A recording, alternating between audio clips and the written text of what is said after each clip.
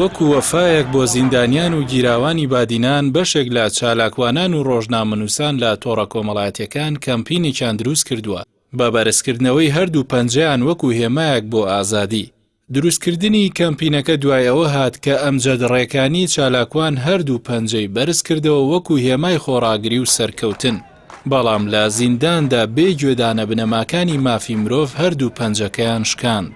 یەکێک لە کەسوکاری گیراوەکان دەڵێت سەرەڕایەوەی زیندانیانی بادینان هیچ تۆمەتێکیان بەسەردا ساغ نەبووتەوە، بەڵام لە زیندان بە زۆر دان پێدانانیان لێوەرگیراوە و بڵاویان کردوتەوە.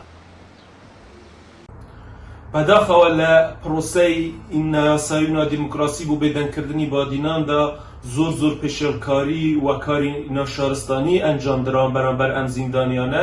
کۆتا جاریش ئەم زیندانیانەی شێڵەتزێ کە ئەیبینین دوای ساڵێک هیچ بەرەو پێشچوونێک لە دادگەکان نییە و ئەو زیندانیانە لە ژێر تەعزیبە لە ژێر ئەشکەنجەی توندا بە هەندێک اعترافیان پێکردووە کە ئەو تاوانان ئەنجام نەدا و ڤیدیۆ کراون و بە حساب بڵاوکەنەوە ئەمە وەکو سیناریۆیەک و هەستاون بە شکاندنی دوو پەنجەی کاک ئەمجەد ڕێکانی کە وەکو هێمایەکی ئازادی بەرزی کردبوون و ئەم هێمایە لە هەموو جیهانە هەیە، بەڵام ئەوانە چونکە نەخوێناوەرن و ئازانن تەنیا پەیوەستە بە لایەنێکی دیاری کراوە. بۆیە ئێمە وەکو کەمپینێک وەکو وەفایەک بۆ زیندانیانی بادینان هەستاوین بە وەفا و بە بەرزکردنی دوو پەنجەی سەرکەوتن و ئاشتی و ئازادی، چونکە ئەوان لە ئاشتی و ئازادی و سەرکەوتن ئەترسن. ئێمە ئەم کەمپینەمان ڕاگەاندووە وەکو وەفایەک وەکو پشتگیریەک و بەردەوامیش ئەبین.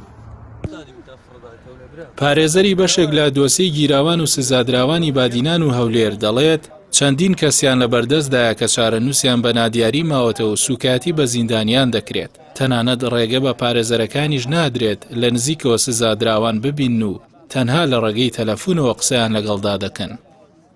بەگشتی گیراوانی بادینان لە دۆخێکی زۆر خراپی گوزەران و ژیاندانا.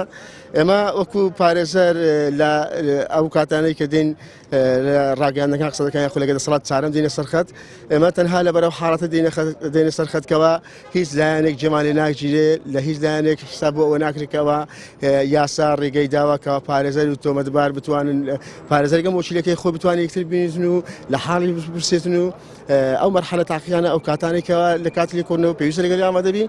بەڵام بە هیچ شێوەیەک ئێمە لێمان قەدەر کە ئێمە ناتوانین وەکالەکان ببینە ژوورێکەوە پەنجەمە ڕۆمە بکەن جا بچین لەگەڵیان ئامادەبین.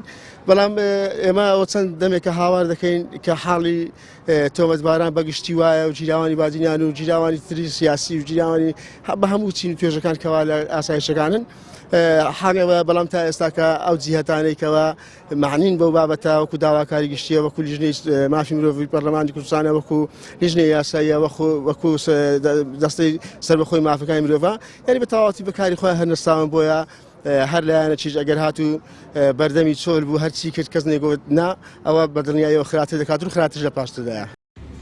لە سنووری بادینان و هەولێر سەرجەم ئەو چالاکوان و مامۆستایانەی کە بۆ داواکردنی مافەکانیان هەڵوێستیان هەبوو دەستگیر کراون و بە تۆمەتی جیاجیا زیندانی کراون. سەرەڕایەوەی دەنگۆیەکی ناوخۆی و دەرەکی هەیە لەسەر ئەو ڕەشبگیری لە سنووری بادینان دەکرێت ڕەوشی ئازادی ڕادەربڕین و مافەکانی مرۆڤ لەو پەڕی خراپیدایە. بەڵام دەسەڵاتدارانی ناوچەکە بەردەوامن لە سەرکەوتکردنی دەنگی ئازاد و دەستگیرکردنی چالاکوانان و مامۆستایان.